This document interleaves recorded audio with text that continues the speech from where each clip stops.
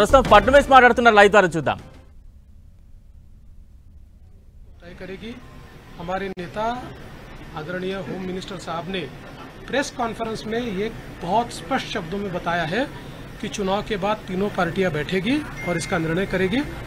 अभी मैं ऐसा मानता हूं कि हमारे एकनाथ शिंदे जी उनके पार्टी के अध्यक्ष है, अजित पवार जी उनके पार्टी के अध्यक्ष है और साथ में हमारे पार्टी के जो राष्ट्रीय अध्यक्ष है उनको हमारा पार्लियामेंट्री बोर्ड ऑथराइज करता है। तो ये लोग बैठकर एक उचित निर्णय करेंगे, हमारे वरिष्ठ नेताओं से बातचीत करेंगे, हमारे पार्लियामेंट्री बोर्ड से बातचीत करेंगे, जो निर्णय होगा वो सबको मान्य होगा, इसमें कोई विवाद नहीं।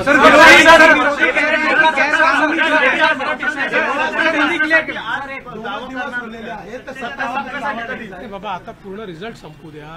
आता मी आणि अजित दादा आता सीएम साहेबांकडे चाललो आहे, आम्ही बसून जरा पुढचा काय कार्यक्रम करायचा तो चॉकआउट करू आणि तुम्हाला नीट सांगू।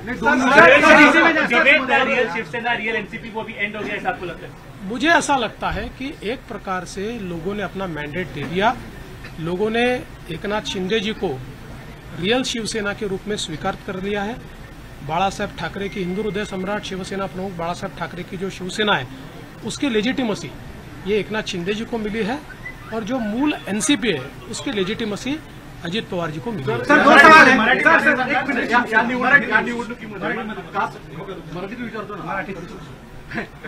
या निवडणुकीमध्ये कास्ट पोलरायझेशन करण्याचा प्रयत्न महाविकास आघाडीकडून आवर्जून केला गेला, विशेषतः मराठवाड्यामध्ये आणि विदर्भामध्ये पण वेगवेगळ्या ठिकाणी अशा स्वरूपाचा प्रचार केला गेला।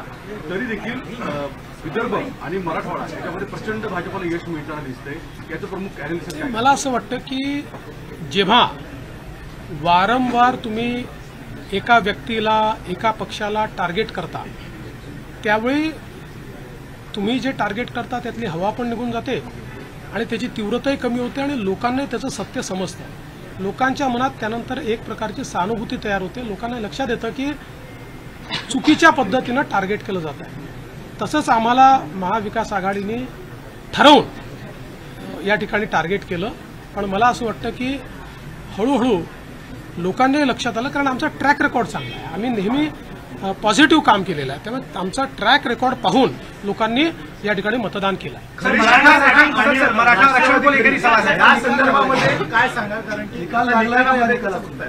मला असं वाटतं की या निकालाने एक गोष्ट स्पष्ट केली आहे, हिंदू हृदय सम्राट शिवसेना प्रमुख बाळासाहेब ठाकरे यांची शिवसेना ही एकनाथराव शिंदेजींची शिवसेना आहे किंवा एकनाथराव शिंदेजी ज्या शिवसेनेचे प्रमुख आहेत तीच शिवसेना ही आता या ठिकाणी हिंदू हृदय सम्राट शिवसेना प्रमुख बाळासाहेब ठाकरेंची आहे। त्याची लेजिटिमसी जी आहे ती आता एकनाथराव शिंदेजींकडे आलेली आहे आणि तशीच राष्ट्रवादी काँग्रेसची लेजिटिमसी जनतेनं अजितदादा पवारांना दिलेली आहे।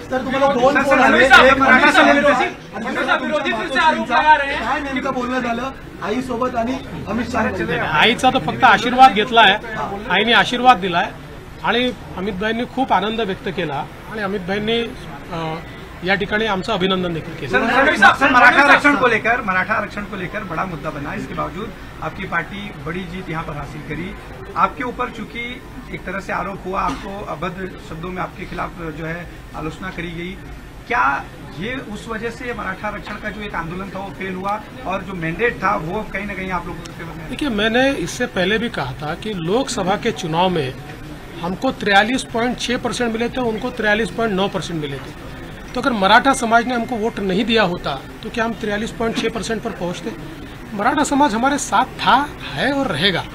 ओबीसी समाज हमारे साथ था, है और रहेगा। सारे समाज आज आप जब इसको डिसाइफर करेंगे, जब आप इसका विश्लेषण करेंगे तो आपके ध्यान में आएगा कि सब समाज हमारे साथ में। देखिए, हर समाज की अपनी इच्छाएं होती है, आकांक्षाएं होती है, लेकिन उनको ये भी पता होता है कि अपनी आकांक्षाएं पूर्ण करने के लिए प्रामाणिकता से काम कौन कर सकता है, तो लोगों का विश्वास संपता है। 2019ला मराठा देखील वर्षावर एक प्रेस झाली, त्यानंतर शरद पवारांनी तेल लावलेला पैलवान हे वाक्य बोललं होतं आणि तुमचं आलेलं माइंडेड गव्हर्नमेंट पाडलं गेलं होतं कालांतराने, त्याचा बदला घेतला आहे का आता? आणि तेल लावलेला पैलवान कुठलाही बदला मी घेतलेला नाही। राजकारणामध्ये जनता ठरवते कोण जिंकेल कोण हरेल। कधी कधी एखाद्या गोष्टीचा नापसंती ही जनता कळवते, त्यामुळे यातनं जनतेने कदाचित नापसंती कळवली असेल आणि आमच्या बाबतीत पसंती कळवली असेल। मला असं वाटतं की याला वेगळ्या पद्धतीनं पाहण्याचं कारण नाही आणि नंबर्स काय आहे याच्या आधारावर मी विरोधी पक्षाचं मूल्यमापन करणार. सर एक सवाल ये है कि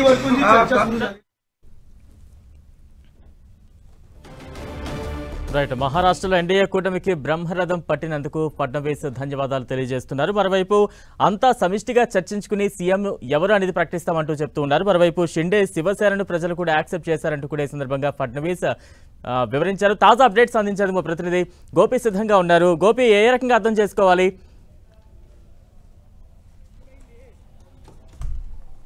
ఎస్, ఎటువంటి విభేదాలు లేకుండా ముఖ్యమంత్రిపై నిర్ణయం ఉంటుంది అని చెప్పి దేవేంద్ర ఫడ్నవీస్ వెల్లడించడం జరిగింది. ఈ రోజు లేదా రేపట్లోగా ముఖ్యమంత్రి ఎవరు అన్నదానికి సంబంధించి నిర్ణయాన్ని వెలువరిస్తామని చెప్పి కూడా ఇటు దేవేంద్ర ఫడ్నవీస్ మాట్లాడారు. ఎవరు ముఖ్యమంత్రి ఉంటారనేది దానికి సంబంధించి ఎటువంటి విభేదాలు ఎటువంటి వివాదాలు కూడా లేవు. అందరికీ ఆమోదయోగ్యకరమైన నిర్ణయమే ఉంటుంది, కూటమి ప్రభుత్వమే ఏర్పడుతుందని చెప్పి కూడా ఇటు దేవేంద్ర ఫడ్నవీస్ స్పష్టం చేయడం జరిగింది. ఎందుకంటే కూటమిగానే వీళ్ళు ఎన్నికల ప్రచారాన్ని నిర్వహించారు, కూటమిగానే పోటీ చేయడం జరిగింది, కూటమిగానే సీట్ల సర్దుబాటు చేసుకున్నారు. కాబట్టి ఇప్పుడు బీజేపీకి సింగిల్ లార్జెస్ట్ పార్టీగా 131 స్థానాల్లో వాళ్ళు లీడ్లో ఉన్నంత మాత్రాన ఖచ్చితంగా వాళ్ళకే సీఎం ఫేస్ ఇవ్వాలి అన్నది ఎక్కడా కూడా లేదు. బీజేపీ కూడా ఆ విధంగా పట్టుబట్టలేదు. బీజేపీ జాతీయ నాయకత్వం నిర్ణయం తీసుకోవాల్సి ఉంటుంది. ఒకవేళ ఏక్నాథ్ షిండేని పక్కన పెడితే కనుక ఖచ్చితంగా మళ్లీ విభేదాలు వచ్చే అవకాశం ఉంటుంది. ఇటు ఎలక్షన్స్ కోసం ఏక్నాథ్ షిండే వర్గాన్ని వాడుకున్నారు, ఆయన నేతృత్వంలోనే ఎలక్షన్స్ కు వెళ్లారు. సో ఇప్పుడు అధికారంలోకి వచ్చిన తర్వాత వీళ్ళని పక్కన పెట్టారు అన్న వివాదం కానీ ఆ విధంగా అభ్యంతరకరమైన విధంగా వ్యవహరిస్తే ఖచ్చితంగా వారే అవకాశం ఉంటుంది. కాబట్టి సో ఆ దిశలో కాకుండా అంతా ఐక్యంగానే ఉన్నాం, సమిష్టి నిర్ణయమే ఉంటుంది ముఖ్యమంత్రి ఎవరుండాలి అనే అంశానికి సంబంధించి. సో దానిపైన ఎవరికి ఎటువంటి అభ్యంతరాలు లేవు అన్న విషయాన్ని దేవేంద్ర ఫడ్నవీస్ స్పష్టం చేయడం జరిగింది. సో 3 పార్టీలకు సంబంధించిన నేతలు కూర్చొని చర్చించడం జరుగుతుంది. ఢిల్లీలో బీజేపీ కేంద్ర కార్యాలయంలో బీజేపీ పార్లమెంటరీ బోర్డు కూడా తదుపరి మహారాష్ట్ర ముఖ్యమంత్రి ఎవరు అన్నదానికి సంబంధించి ఒక నిర్ణయం తీసుకునే అవకాశం ఉంటుంది.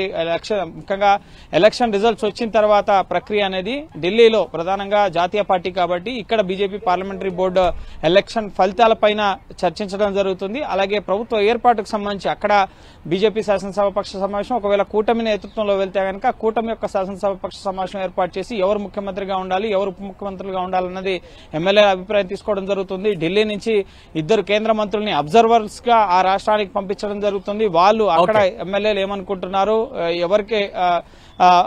ఎవరిని ముఖ్యమంత్రిని చేయాలని చెప్పి ఎమ్మెల్యేలు భావిస్తున్నారన్న సమాచారాన్ని అధిష్టానం తెలుసుకున్న తర్వాత ఒక అధికారిక ప్రకటన మహారాష్ట్ర ముఖ్యమంత్రిగా ఎవరు డిప్యూటీ సీఎంస్ గా ఎవరుంటారనేది జాతీయ స్థాయిలో బీజేపీ నాయకత్వం వెల్లడించడం జరుగుతుంది. సో ఈ రోజు విజయోత్సవ ర్యాలీ అనంతరం పార్లమెంటరీ బోర్డు సమావేశం జరిగే అవకాశం ఉంది. ఈ రోజే నిర్ణయం తీసుకునే అవకాశం ఉంది ముఖ్యమంత్రి ఎవరుంటారనేది, లేదా రేపట్లోగా 26వ తేదీ వరకు సమయం ఉంది. కాబట్టి ఈ రోజు రేపట్లోగా మహారాష్ట్రలో నూతన ప్రభుత్వ ఏర్పాటు, ఎవరు ముఖ్యమంత్రి ఎవరు ఉప ముఖ్యమంత్రులు అనే దానికి సంబంధించి కూడా స్పష్టత రాబోతోంది. Right, thank you Gopi.